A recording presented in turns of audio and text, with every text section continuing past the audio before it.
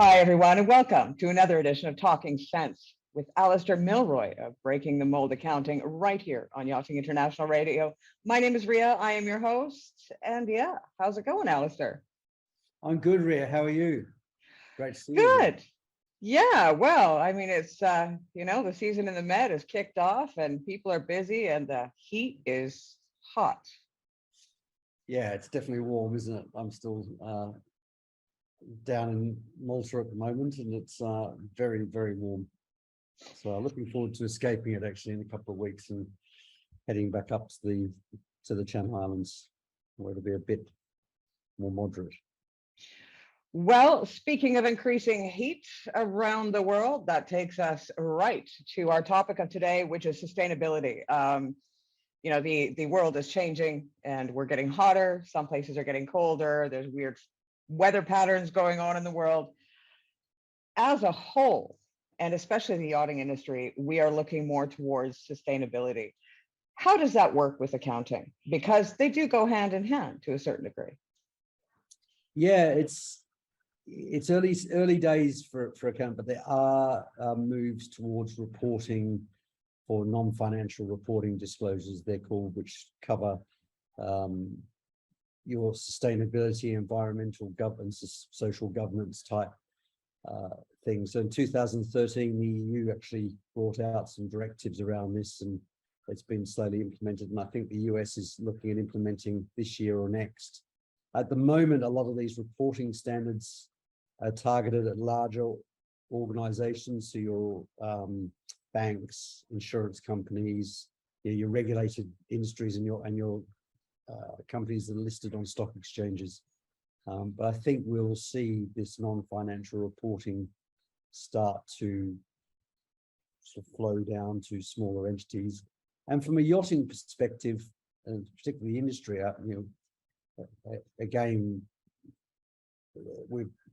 at the moment, the yachting industry is a pollutant in terms of its emissions. The EU is bringing in a trading and charge scheme for emissions within the EU waters next year, which will affect some of the larger yachts.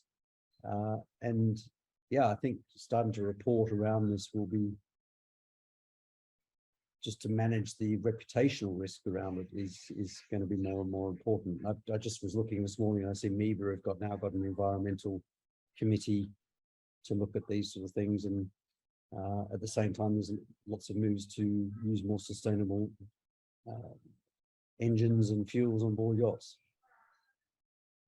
Well, and it goes right to aviation as well, because if you've got a yacht, and even not just yacht owners, more often than not, they're flying from one end of the world to the other to get on board their yacht. They've got private jets, helicopters, etc. But those that work in the yachting industry, they fly all over the world as well in order to do business. So, this is a really important topic, their carbon footprint, because if they are called to task on that, that's going to show quite a footprint being left by the industry, and not just on the water.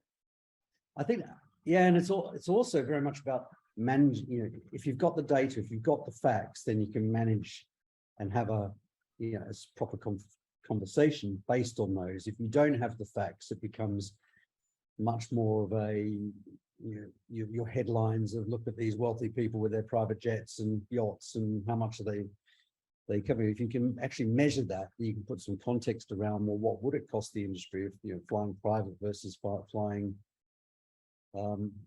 private charter flights, for instance, versus commercial flights.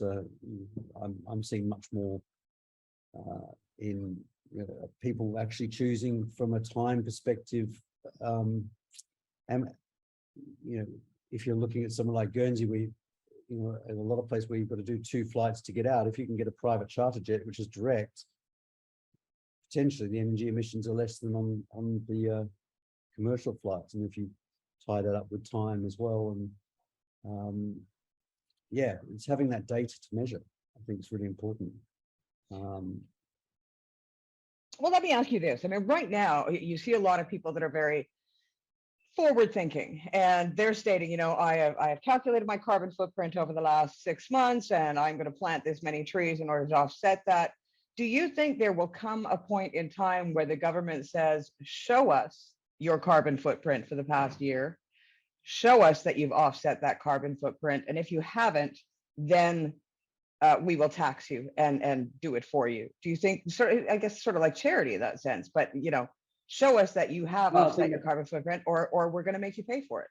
no, that's definitely coming. The emissions charges that are coming in Europe, uh, my understanding is that that's what they're going to do. You'll have to look at your fuel levels when you come into the EU waters and when you leave, and measure and whatever your emissions are on your engine size, etc. There'll be a charge on, or you can trade those. I think there'll be a trading mechanism to trade those carbon emissions. But I think we've got to move past, simply looking at just carbon offset schemes and things as well, in terms of and there is work going on to look at more efficient fuels. But yeah, really to have a sensible conversation and perhaps be able to come from a place of facts, is you've got to have that data and reporting from an industry point of view, and and I think from a reputational point of view for owners, where owners have got family offices and they're managing multiple yachts, potentially for some of the larger wealth funds and planes and helicopters and things, then actually putting out a report around your sustainability and how you manage your environmental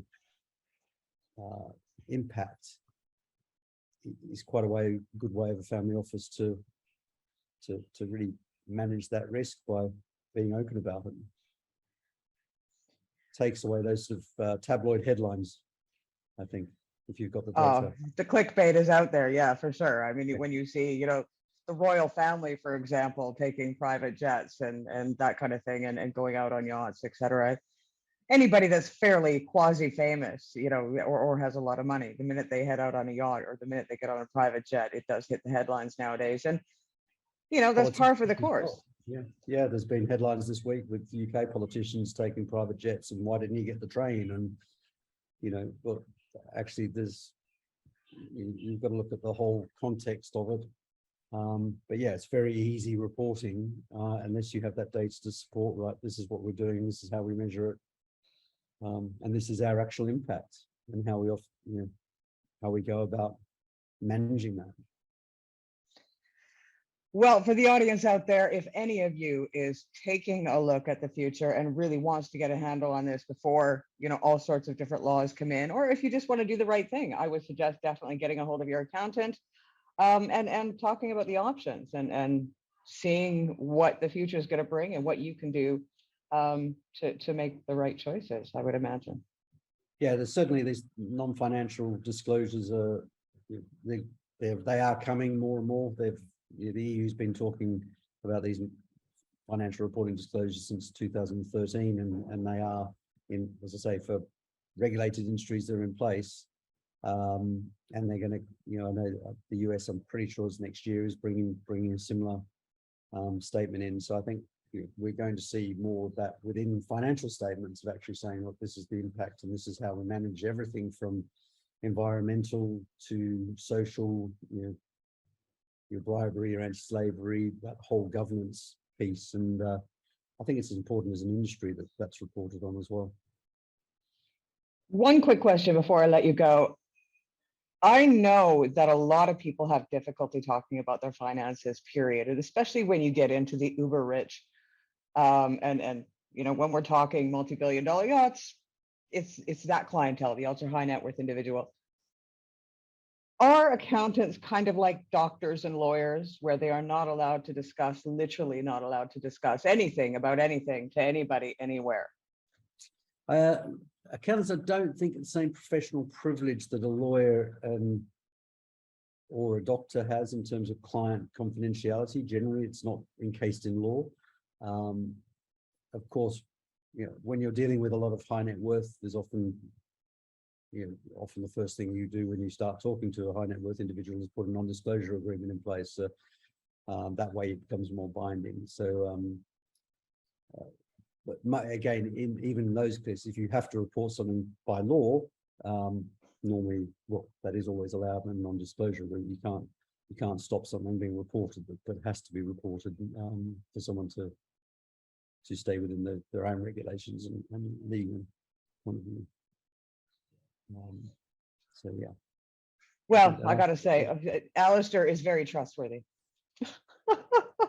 If you're interested in finding out more, yeah, well, I trust you.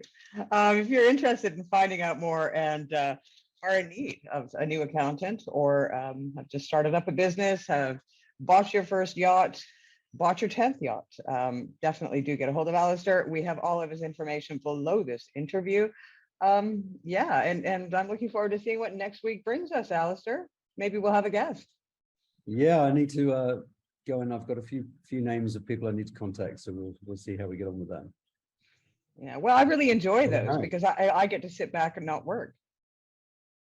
Yeah, there's lots of hints being dropped, so I will get my guest list back out and start making some calls this week.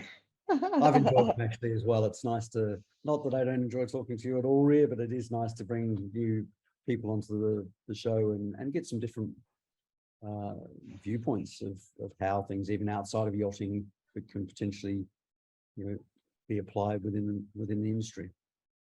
Well, and I mean, let's face it, onshore, when we're talking yachting, onshore business is business, period. Yes. So getting the perspective of other people within the industry around the world, it doesn't have to be in Europe, it could be in the United States, it could be in Canada, to get other accountants on board to give their perspective, because, it's like you say, there's certain areas that you're an expert in, and there's certain areas that you're not.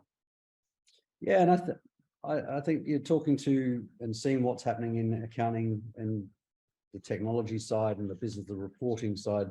There's certainly a lot that could be brought into yachting to make those conversations more robust, and to actually, have that data to, if you've got the financial data, it becomes much more of, there's a saying around, and there's, if you haven't got data, it's an opinion. If you've got the data, it's fact. And it's so key to make your business decisions based on, solid foundations. Right. Well, definitely tune in here at this time next week. We appreciate you tuning in. And Alistair, thank you for your time. Thanks, Rhea. Thanks for being patient this week, and we've got the show done.